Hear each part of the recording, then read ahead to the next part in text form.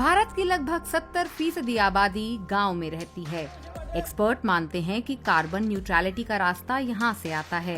क्या साल 2050 में गांव देश के कार्बन उत्सर्जन लक्ष्यों को पाने में मदद कर सकते हैं? लेकिन यहाँ शहरों के मुकाबले प्रगति असमान है, परिवर्तन धीमा है और लोग जल्दी बदलना भी नहीं चाहते। फिर भी कुछ ग्रामीण इलाकों ने कार्बन फुटप्रिंट को कम कर दिखाया है। 2050 में कैसा हो सकता है आपका गांव?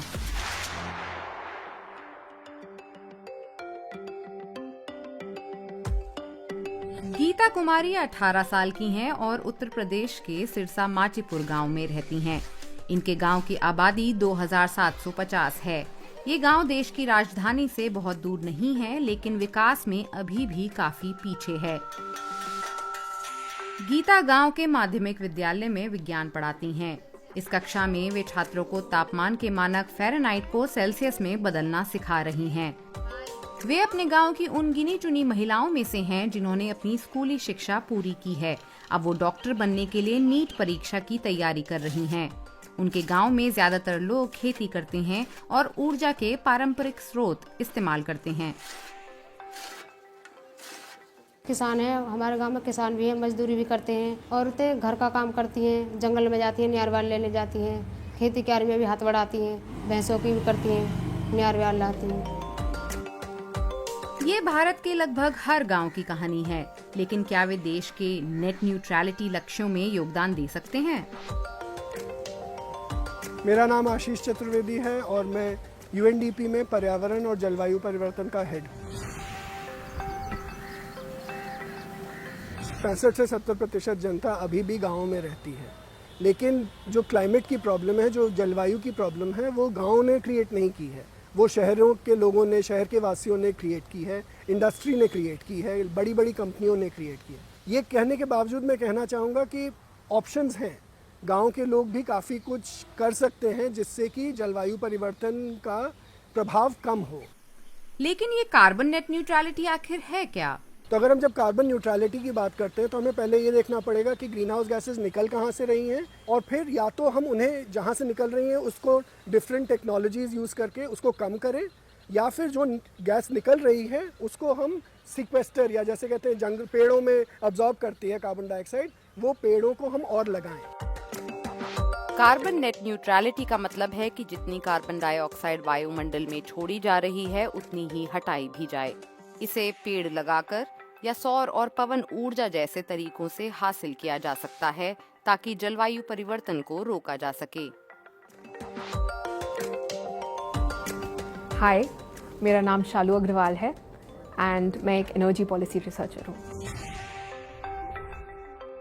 भारतीय village with the help of government and through community support अपने आप को एनर्जी सक्षम बना रहे हैं, ऊर्जा सक्षम बना रहे हैं, और साथ ही साथ एक पूरा जीने का तरीका ही चेंज हो रहा है। लेकिन गीता के गांव में कई घरों में बिजली नहीं है, जिनके पास है भी तो अनियमित आती है और इस पर बहुत पैसे खर्च होते हैं। बहुत से घर ऐसे हैं जिन पर लाइट बिल्कुल भी नहीं आती, मोमबत्तियाँ, बैटरियों से काम चला जा रहा है। गांव में साक्षरता कम है और स्कूल बीच में ही छोड़ देने वालों की तादाद ज्यादा। इसका एक कारण बिजली ना आना है, जिससे बच्चे, खासकर लड़कियां, घर पर पढ़ाई नहीं कर पाती।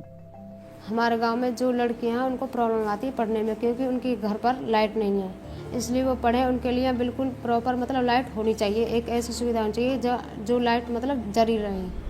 6 लाख से ज़्यादा गांव हैं इंडिया में, एंड लगभग 2/3 जो भारत की पॉपुलेशन है वो गांव में ही रहती है, which is why we say India lives in the villages.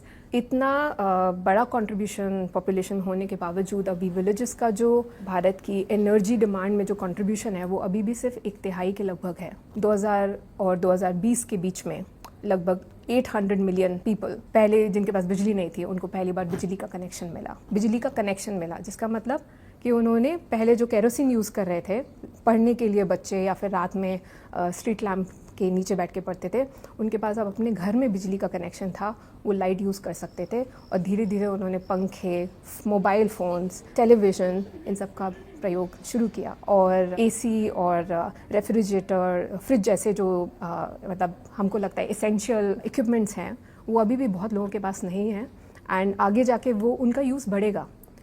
Which means energy demand अभी गाँव में बढ़ेगी। वे सही कह रही हैं। अक्षय ऊर्जा स्रोतों की मांग भी बढ़ने वाली है। ये जम्मू का पल्ली गांव है, जो अब 200 किलोवाट सौर ऊर्जा क्षमता वाली मिनी ग्रिड से जुड़ा हुआ है। यहाँ रहने वाली श्रुति गल्होत्रा 23 साल की सॉफ्टवेयर डेवलपर हैं। इस मिनी ग्रिड ने उनके गांव के लोगों के जीवन को बदला है। तो पहले के मतलब 2-2, 3-3 घंटे का कट रहता था गांव में, तो उसकी वजह से छोटे बच्चे सब मतलब नींद भी नहीं पूरी होती थी, तो उसकी वजह से गर्मियों के दौरान तो बहुत दिक्कत होती थी। पहले लाइट भी आती थी तो इतनी डिम आती थी कि मेरे और मेरे भाई को दोनों को, चलो वो तो साइड इफ़ेक्ट बोल सकते हैं, बट हम दोनों को चश्मे हैं, क्योंकि हम इतनी डिम लाइट में पड़े हैं अपने बचपन में कि वो हमें आइस में इफ़ेक्ट करता ही था। बट अभी क्या है कि अभी फुल लाइट आती है फुल वोल्टेज के साथ, तो वो दिक्कत अभी नहीं आती है। तो फिर अभी वो चीज़ें जब रिड्यूस हो जाती हैं तो कंसंट्रेशन पढ़ाई पे अभी डेफिनेटली ज़्यादा ही होगा। पहले क्या होता था, बाहर आप कभी रात को निकलना पड़े तो अंधेरा होता, तो अगर सोलर लाइट्स आ गई हैं तो वो ऑटोमेटिकली चलती रहती हैं। पहले तो ग्रिड में ही जाती है, उसके बाद हमें इलेक्ट्रिसिटी मिलती है। सब यूज़ कर सकते हैं, मोटर पंप्स हैं हमारे पानी के लिए घर पे, और fans, lights, whatever we want to use, refrigerator, वो सब हैं जो हम यूज़ कर सकते हैं, जो हमारे सोलर पैनल से इलेक्ट्रिसिटी आ रही है। भारत सरकार ने एक बहुत ही एम्बिशियस स्कीम लॉन्च की, इसका नाम है PM सूर्य घर योजना।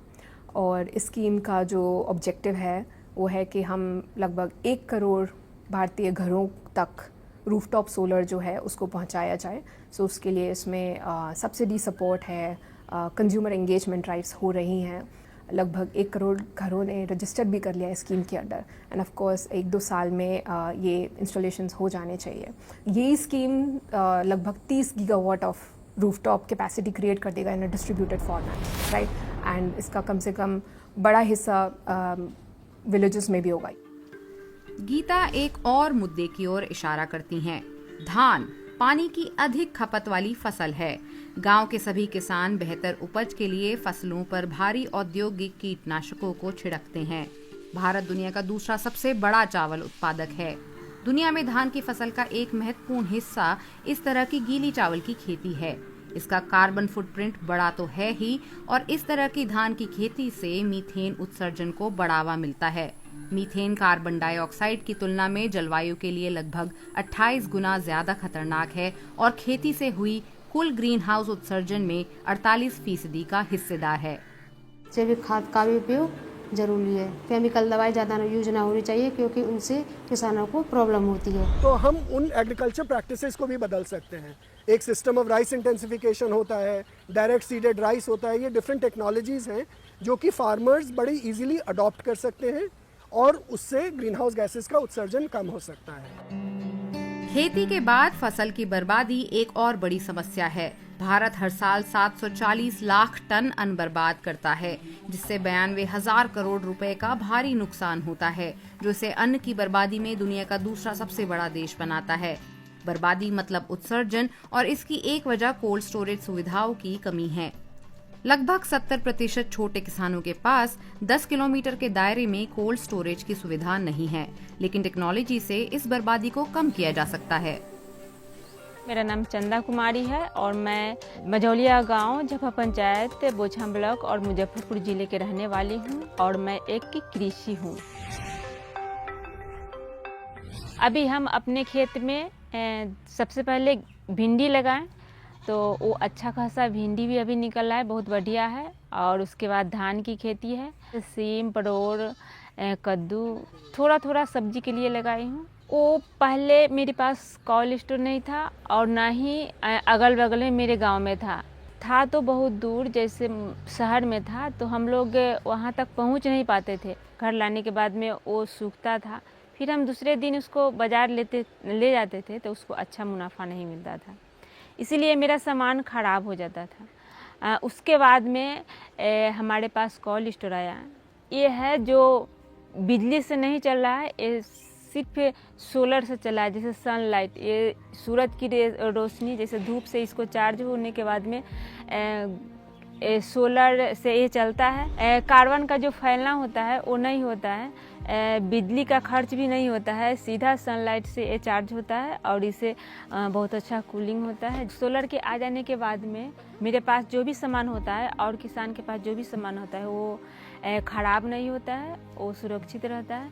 इससे हम लोगों को आमदनी बढ़ता है। जैसे इसमें सामान अगर ख़राब नहीं हुआ तो उसको हम उचित मूल्य में बेचें और उचित मूल्य में अगर बिकेगा तो वो इनकम बढ़ेगा तो हम लोगों को खुशहाली बढ़ेगा। केरल की मीनानगढ़ी पंचायत ने इन गांवों की कार्बन प्रोफाइल बनाकर नेट न्यूट्रलिटी पर वैज्ञानिक तरीके से काम किया है। यहां पहले कार्बन उत्सर्जन की गणना की जाती है, फिर नीति बनाकर इस पर काम किया गया है। प्रोफाइल बनाते वक्त गांव 13,500 टन अतिरिक्त कार्बन पैदा कर रहा था। मेरा नाम अंजना है और मैं मीननगढ़ी के कपिकुना गांव से हूँ। मीननगढ़ी कार्बन न्यूट्रलिटी मेनली मीननगढ़ी में कार्बन न्यूट्रलिटी मुख्य रूप से उत्सर्जन और कार्बन सेक्वेस्ट्रेशन पर केंद्रित है। Emission sector we are category. यहाँ उत्सर्जन 4 मुख्य तरह से होता है: ऊर्जा, कूड़ा, एफएलओ और परिवहन से। परिवहन और ऊर्जा क्षेत्र मीननगढ़ी में सबसे ज्यादा ग्रीन हाउस गैस उत्सर्जन करता है। Sector will be contribute. हम मुख्य रूप से वृक्षारोपण कार्यक्रम जैसे वृक्ष banking, oxygen park, green island पर ध्यान केंद्रित कर रहे हैं। पंचायत ने स्कूल की मदद से लगभग 40 प्रकार के बांस के पेड़ लगाए हैं। School and supported by the. इस परियोजना का उद्देश्य शिक्षा की गुणवत्ता को बढ़ाना और बच्चों के शुरुआती चरण में पर्यावरण जागरूकता देना है। Awareness to the early stage of the children. Bharat सरकार की एक पॉलिसी भी है एग्रो फॉरेस्ट्री की, तो उसके तहत एक मिक्स्ड लैंड यूज टाइप हम काम कर सकते हैं कि एग्रीकल्चर भी हो और जंगल भी लगाए जाएं। फिर जो खेतों की मुड़ेर होती है उन पे पेड़ लगाए जा सकते हैं। पेड़ों में सोलर पैनल के नीचे खेती हो सकती है, उसे एग्री फोटोवोल्टेइक कहा जाता है। तो इन सब तरीकों से हम एमिशंस कम भी कर सकते हैं और उन्हें ऑफसेट भी कर सकते हैं। यहाँ के किसान पेड़ लगाते हैं, पेड़ों को जियो टैग किया जाता है। हर पेड़ की उम्र, उसकी सेहत एक ऐप पर अपडेट होती है। पंचायत कार्यालय हर पेड़ के लिए सालाना कुछ रुपए किसानों के बैंक खाते में देती है, बशर्ते वे उन्हें ना काटें। इस ट्री बैंकिंग परियोजना से किसान प्रोत्साहित होता है। पेड़ों ने पर्यटन को बढ़ावा दिया है और अब यहाँ लोग फोटो सेशन कराने आते हैं। ग्रामीण इलाकों में पारंपरिक चूल्हा खाना पकाने के लिए इस्तेमाल किया जाता है, लेकिन ये एक बहुत घाटे का सौदा है, स्वास्थ्य और पर्यावरण दोनों के लिए। घरों में इसका असर जानलेवा होता है। लकड़ी और गोबर के उपलों से होने वाले घरेलू वायु प्रदूषण से हर साल करीब 38 लाख लोगों की जान जाती है। जहरीले धुएं में कार्बन डाइऑक्साइड, मीथेन और कार्बन के महीन कण होते हैं जो ग्लोबल वार्मिंग को बढ़ाते हैं। पहले से ही सूखे की मार झेल रहे क्षेत्रों में जंगल काटे जा रहे हैं। चूल्हा जलाने के लिए इस मौजूदा जलाऊ लकड़ी का इस्तेमाल टिकाऊ नहीं है। गीता के गांव में भी ज्यादातर महिलाएं लकड़ी और उपलों से चलने वाले इन पारंपरिक चूल्हों का इस्तेमाल करके खाना बनाती हैं। हमारे गांव से दूर एक जंगल है, लेडीज उसमें जाती हैं ग्रुप बनाकर और लकड़ी वहाँ से काट कर लाती हैं।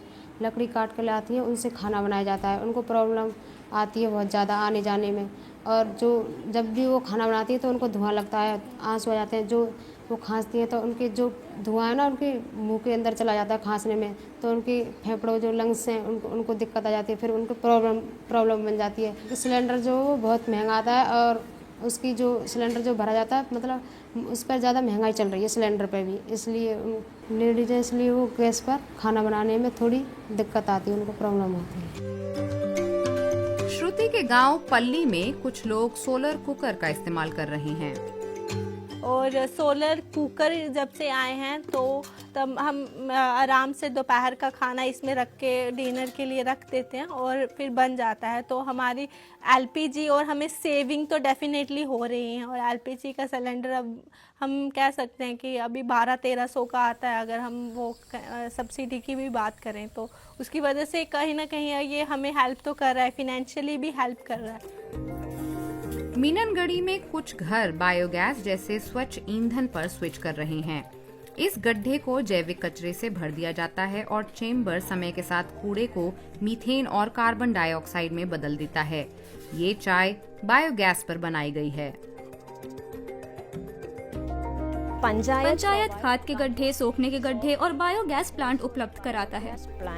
समाधान मौजूद हैं, लेकिन इनके सुचारू कार्यप्रणाली में खामियां हैं। लगाने के बाद भी सोलर पंप, कुकर और बायोगैस प्लांट का उपयोग नहीं होता। लोग बहुत एक आदी हो चुके हैं एक तरीके से काम करने के। अगर हमें इस तरह से चावल उगाना है तो हमें इसी तरह से चावल उगाना है, अगर हमें वाटर पंप इस तरीके से करना है तो हमें इसी तरीके से करना है। तो अगर आप लोगों को ये नहीं समझा पाएंगे कि हम ये कर क्यों रहे हैं, ये लार्जर जो डिसीजन है ये किस लिए हो रहा है और उससे इनको फ़ायदे क्या हैं, लोगों को फ़ायदा क्या होगा। हम 2070 का फ़ायदा दिखा के लोगों से आज काम नहीं करवा पाएंगे। ये बहुत जो रोज़ जो स्ट्रगल कर रहा है अपनी रोज़ी रोटी के लिए, अपनी जीवन शैली के लिए, वो 2070 का इंतज़ार नहीं करेगा कि हम कार्बन न्यूट्रल हो जाएंगे। उन्हें चैलेंजेस आज हैं। हम किस चीज़ की बात कर रहे हैं। अगर हम उन्हें बताएं कि हमें 2070 तक कार्बन न्यूट्रल होना है तो उनकी लाइफ के लिए शायद इम्पॉर्टेंट भी नहीं हो। तो हमें अगर उनको ऐसे कुछ ऑप्शंस देने पड़ेंगे जिससे कि वो आज जो काम कर रहे हैं उसमें क्लाइमेट लोअर कार्बन टेक्नोलॉजीज़ का क्या फ़ायदा हो सकता है। गांव में एजुकेशन, हेल्थ, सैनिटेशन, ये भी सब वर्क इन प्रोग्रेस है। बहुत सारा काम हुआ है इन सब चीज़ों पे, जो ये दर्शाता है कि जो हमारे गांव हैं वो आगे बढ़ रहे हैं, पर साथ के साथ अभी बहुत काम होना रहता है। और कैपेसिटी बिल्डिंग इसमें एक बहुत बड़ा मुद्दा है। गांव में किसी स्कूल के ऊपर या हॉस्पिटल के ऊपर रूफटॉप सोलर है, उसका मेंटेनेंस का इशू हो सकता है। उसको कैसे ठीक करना है, अगर वो ख़राब हो गया तो वो इशू हो सकता है, क्योंकि वहाँ पे शायद लोगों को पता नहीं है कि इसको कैसे मेंटेन करना है या फिर उनको ठीक करना नहीं आता।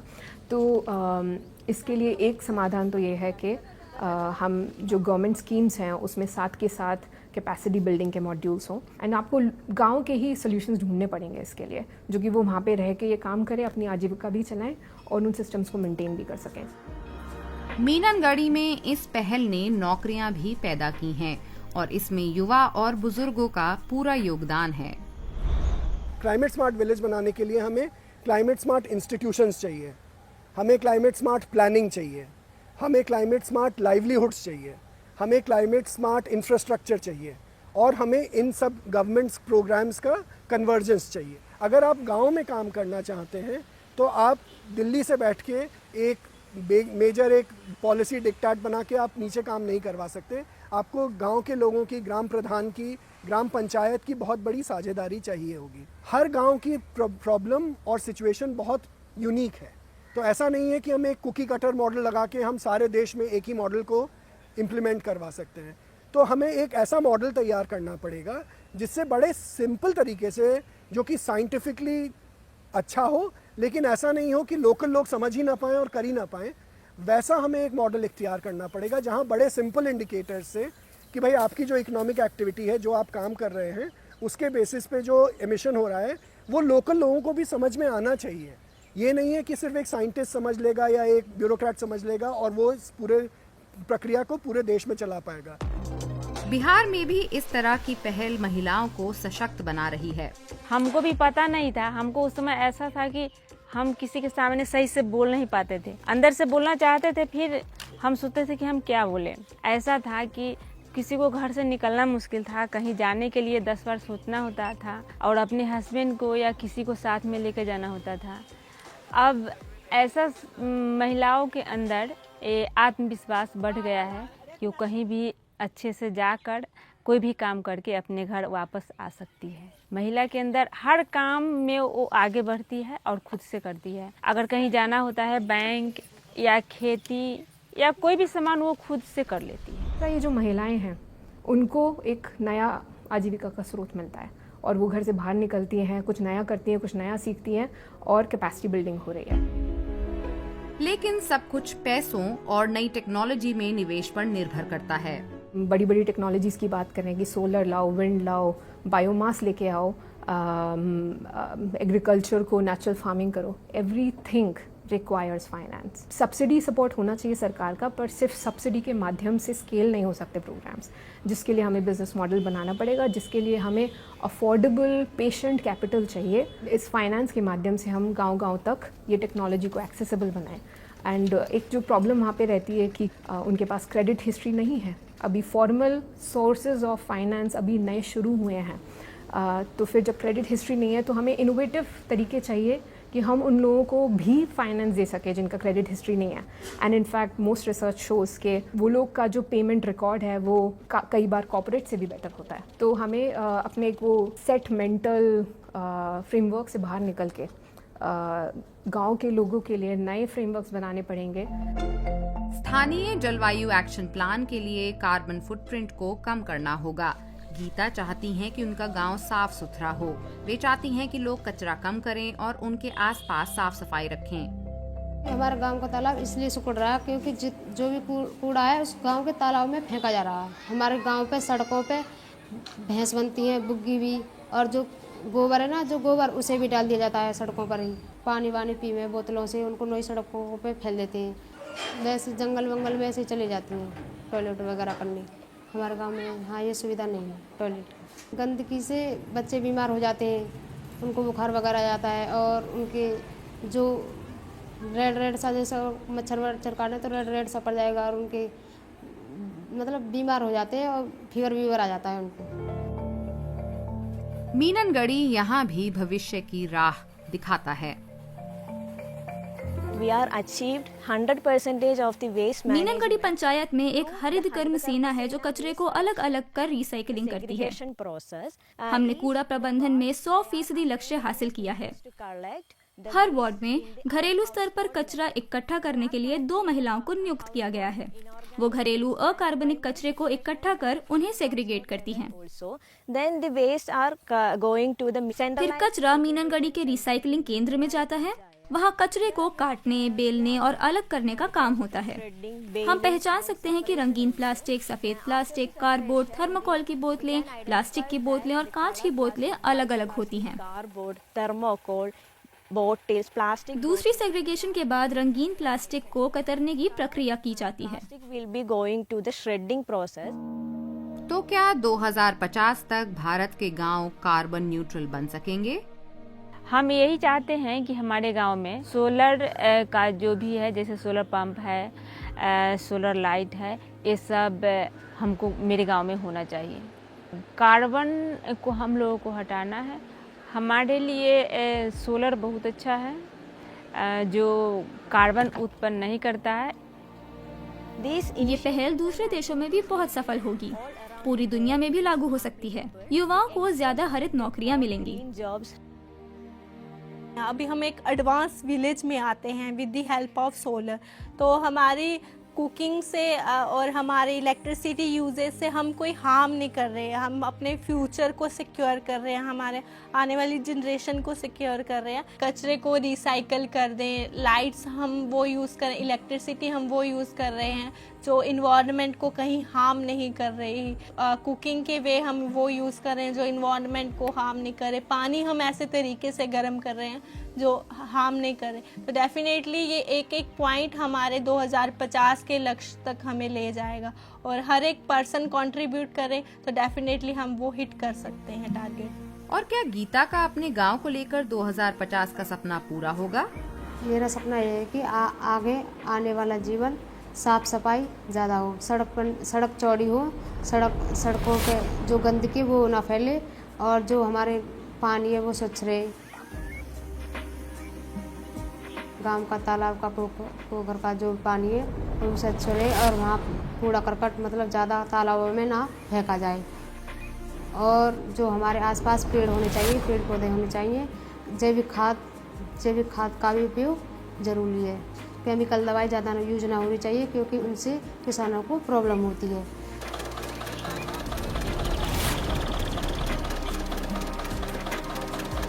पर लाइट नहीं है, यह बिल्कुल प्रॉपर मतलब लाइट होनी चाहिए। एक ऐसी सुविधा होनी चाहिए जो लाइट मतलब जरी रहे। जो लेडीज है उनके लिए गैस सुविधा होनी चाहिए, जिससे कि उनको खाना पकाने में कोई प्रॉब्लम ना हो। गैस चूल्हे पर ही रोटी बनाए।